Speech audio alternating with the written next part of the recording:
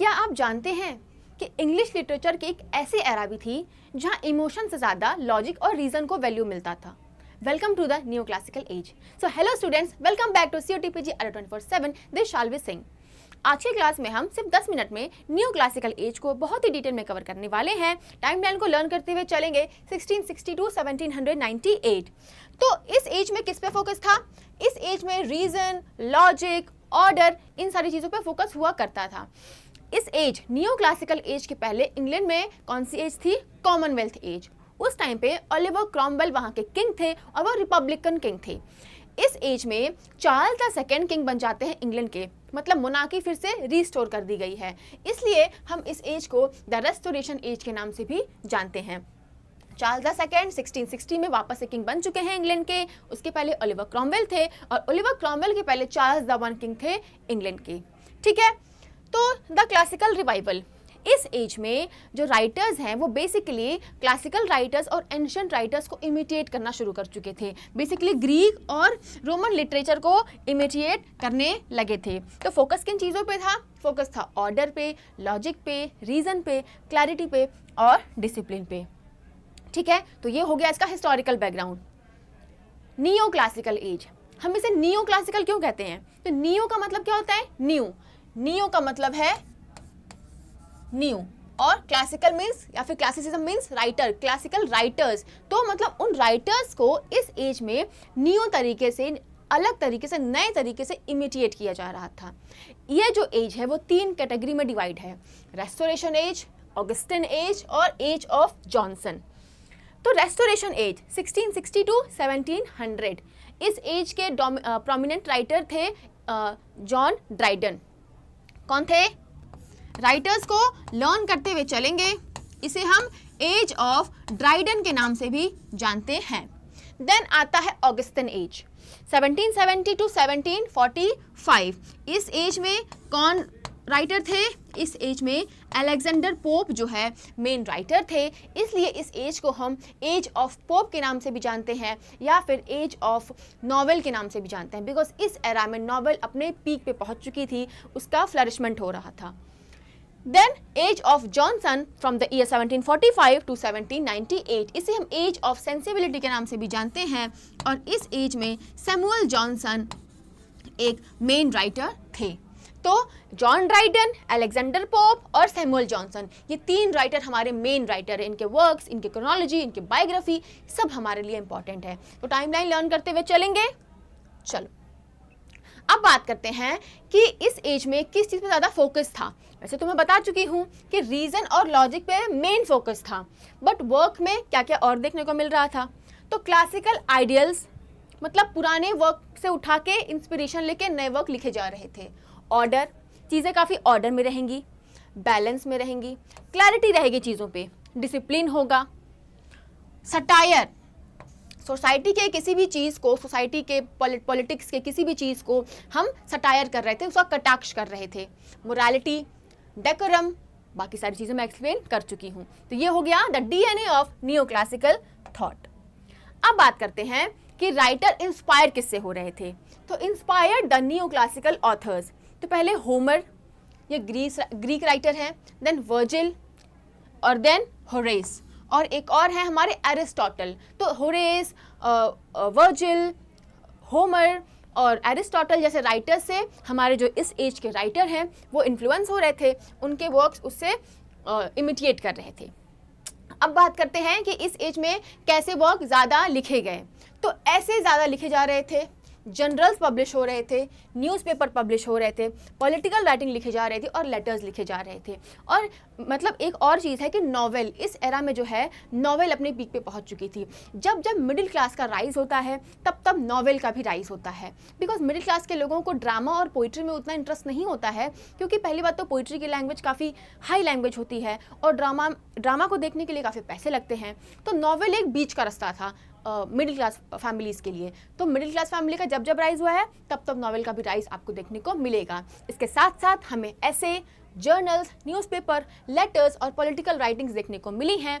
उस एज में क्या हो रहा था, क्या पॉलिटिकल बैकग्राउंड था, क्या सोशल बैकग्राउंड था, वो सारी चीज़ें डिस्कस हुई जा रही थी। driven by rational discourse, non-fiction and practical prose flourish as dominant literary form. ठीक है, तो अब बात करते हैं इस एज के सबसे इंपॉर्टेंट राइटर की, जो है हमारे जॉन ड्राइडन। इन्हें हम फादर ऑफ इंग्लिश क्रिटिसिज्म के नाम से भी जानते हैं। तो ये आपके एग्जाम में डायरेक्ट क्वेश्चन बन सकता है कि who is the father of English criticism. ठीक है, इनका वर्क है Absalom and Achitophel, Mac Flecknoe, all for love and essay of dramatic poesy. ये चारों वर्क आपके लिए बहुत इंपॉर्टेंट है, मतलब बहुत ही ज़्यादा इंपॉर्टेंट है। मैक फ्लेक्नो एक सटायर है, किस पे सटायर है? थॉमस शैडवेल, इस एरा के एक अनदर राइटर थे। उनका जॉन ड्राइडन से कुछ कन्फ्लिक्ट चलता रहता था, इसीलिए उन्होंने उनके ऊपर एक सटायर लिखा जो है मैक फ्लेक्नो। ठीक है, John Dryden was the first official poet laureate of England. और आप मुझे कमेंट सेक्शन में बताओ कि who is the first unofficial poet laureate of England. इनके की कंट्रीब्यूशंस देख लें तो इन्होंने हीरोइक कपलेट को पॉपुलराइज किया है और नियो क्लासिकल आइडियल्स को पॉपुलराइज किया है। तो अब इस एज के नॉवेल्स की बात करते हैं। The birth of the English novel, 3 novelist हमें सामने देखने को मिल रहे हैं जो बहुत इंपॉर्टेंट है। डैनियल डेफो, सैमुअल रिचर्डसन और हेनरी फील्डिंग। डैनियल डेफो का रॉबिन्सन क्रूसो, सैमुअल रिचर्डसन का पैमेला, और बात करते हैं हेनरी फील्डिंग की तो उनका टॉम जोन्स। ठीक है, सैमुअल जॉनसन के पैमेला को हम फर्स्ट कंप्लीट इंग्लिश नॉवेल मानते हैं, और वो जो नॉवेल है पैमेला वो एपिस्टलरी फॉर्म में लिखी गई है, मतलब उसको लेटर्स के थ्रू हम उसकी कहानी को जानते हैं। अब बात करते हैं अलेक्जेंडर पोप की, the greatest poet of the Augustan age. इस एज को हम एज ऑफ पोप के नाम से भी जानते हैं। ठीक है, the rape of the lock उनका सबसे इंपॉर्टेंट वर्क है, सबसे ज़्यादा इंपॉर्टेंट वर्क है, जो पहले पब्लिश हुआ था 1712 में, देन पब्लिश हुआ था 1714 में, और उसके बाद एक और एडिशन पब्लिश हुआ उसका 1717 में। तो 3 बार ये वर्क टोटल बार पब्लिश हुआ है। An essay on criticism and essay on man the Dunciad. And essay on criticism में उन्होंने बताया है कि क्रिटिक्स को कैसे किसी वर्क को जज करना चाहिए, कि ट्रेडिशनल वैल्यूज़ और जो मॉडर्न वैल्यूज़ हैं उनको मिक्स करके और अनबायस तरीके से किसी भी वर्क को जज करना चाहिए।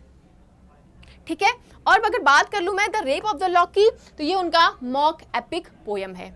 ठीक है, चलो अब बात करते हैं जॉनथन स्विफ्ट की, द मास्टर ऑफ सटायर। तो इनका वर्क है गलिवर्स ट्रैवल, ये एक पॉलिटिकल सटायर है। देन अ मॉडेस्ट प्रपोजल और then the battle of books. आपको तीनों को डिटेल में डिस्कस करना है, ठीक है, या फिर डिटेल में पढ़ना है। Samuel Johnson, the defining voice of the final era. इस एज को हम एज ऑफ सेंसिबिलिटी या फिर एज ऑफ जॉनसन के नाम से भी जानते हैं। ठीक है, तो a dictionary of the English language, अगर हम बात करें फर्स्ट कॉम्प्रिहेंसिव इंग्लिश डिक्शनरी की, तो उसको लिखा था सैमुअल जॉनसन ने इन द ईयर 1755। ठीक है, टोटल इनको 10 साल लिखे थे ये डिक्शनरी लिखने में। ठीक है, द रैम्बलर और lives of the poet. Lives of the poet में सैमुअल जॉनसन ने टोटल 52 पोएट्स की बायोग्राफी को ऐड किया है। कितने पोएट्स को? 52। ठीक है, pioneers of the periodicals and comedies. अब थोड़ा पीरियोडिकल्स और कॉमेडीज की भी बात कर लेते हैं। तो जोसेफ एडिसन और रिचर्ड स्टील का द स्पेक्टेटर और the Tatler. Then Oliver Goldsmith की comedy the Vicar of Wakefield, she stoops to conquer. ठीक है, तो नाम आपको लर्न करते हुए चलना है मेरे साथ। The literary architect of this era. ठीक है, तो पोइट्री और ड्रामा में हीरोइक कपलेट, मतलब पोइट्री में हीरोइक कपलेट का यूज़ किया जा रहा था और ड्रामा में रेस्टोरेशन कॉमेडी अपने पीक पे थी। अलेक्जेंडर पोप ने हीरोइक कपलेट में ही होमर की ओडिसी को ट्रांसलेट किया है। तो ये भी क्वेश्चन बन सकता है कि who translated Homer's Odyssey in heroic couplet? Answer होगा आपका अलेक्जेंडर पोप। नॉन फिक्शन की बात कर लें या फिर क्रिटिक की, तो एसेज, पीरियोडिकल एसेज और सटायर में मैंने बताया कि मैक फ्लेक्नो बेस्ट एग्जाम्पल है आपका। और लॉन्ग फॉर्म नेरेटिव की बात करें तो प्रोज और नॉवेल भी लिखे जा रहे थे। ठीक है, अब द इंड्योरिंग लेगेसी देख लेते हैं। तो क्या क्या डेवलप हुआ इस एज में? प्रोज डेवलप हुआ, नॉवेल हमें देखने को मिल रहा है, सटायर अपनी पीक पे थी, देन हीरोइक कपलेट को परफेक्ट किया गया बाय पोप एंड ड्राइडन, और क्रिटिसिज्म और जर्नलिज्म को भी पुश मिला। ठीक है, और ये सब मिलके जो है किसकी प्रिपरेशन कर रहे हैं? रोमांटिक एज की। मतलब नियो क्लासिकल एज के बाद हम किसको स्टडी करेंगे? रोमांटिक एज को स्टडी करेंगे। ठीक है, तो आई होप इस क्लास में आपको जो एक बेसिक स्ट्रक्चर है नियो क्लासिकल एज का वो समझ में आया होगा। इंपॉर्टेंट राइटर्स बेटा ड्राइडन है, पोप है और जॉनसन है। इन तीनों को आपको डिटेल में पढ़ना है आपके एग्जाम पर्सपेक्टिव से। नियो क्लासिकल एज के पर्सपेक्टिव से बहुत इंपॉर्टेंट है ये। मैंने इनके इंपॉर्टेंट वर्क्स आपको बता दिया है, उन वर्क्स को भी हम डिटेल में डिस्कस ज़रूर करेंगे कभी। और वैसे मैं ड्राइडन पे और पोप पे सेपरेट वीडियो भी बना चुकी हूँ, ठीक है। तो students, if you are preparing for COT 2027 in any subject, तो सारे बैचेस हमारे लाइव हो चुके हैं। आप इस नंबर 9667589247 पर कॉल करके एक्स्ट्रा डिस्काउंट्स के बारे में इंफॉर्मेशन ले सकते हो। और अगर आप इंग्लिश लिटरेचर से प्रिपरेशन कर रहे हो तो बी सीरियस, बिकॉज जुलाई आ चुका है और सिलेबस बहुत लेंथी है आपका। तो हमारा बैच स्टार्ट हो रहा है 14 जुलाई से, ठीक है, जिसकी फर्स्ट क्लास आप सभी के लिए फ्री अवेलेबल होगी 14 जुलाई को 1:15 PM पे on the YouTube on COTPG Alert 24/7। अगर आपको बैच में एनरोल करना है तो आप कूपन कोड SS02 यूज़ करके एक्स्ट्रा डिस्काउंट ले सकते हो और बैच में एनरोल कर सकते हो MA इंग्लिश अल्टीमेट 2.0 बैच। तो 14 जुलाई को 1:15 बजे जुड़ना बिल्कुल मत भूलिएगा। और ये रही मेरी टेलीग्राम ID, इसको स्कैन करके आप मेरे साथ मेरे टेलीग्राम पर जुड़ सकते हो, ठीक है। सो आई होप क्लास आपको अच्छी लगी होगी। ऐसे ही 10-10 मिनट में हम सारे एजेस को डिटेल में डिस्कस करेंगे। जो फैक्ट बेस्ड क्वेश्चंस आते हैं वो आपके ऐसे वीडियो से कवर हो जाएंगे। अगले वीडियो में हम रोमांटिक एज को डिस्कस करेंगे। वीडियो अच्छी लगी हो तो लाइक करिएगा, शेयर करिएगा फ्रेंड्स के साथ, और तब मिलते हैं नेक्स्ट वीडियो में। तब तक के लिए बाय बाय, टेक केयर, जय हिंद।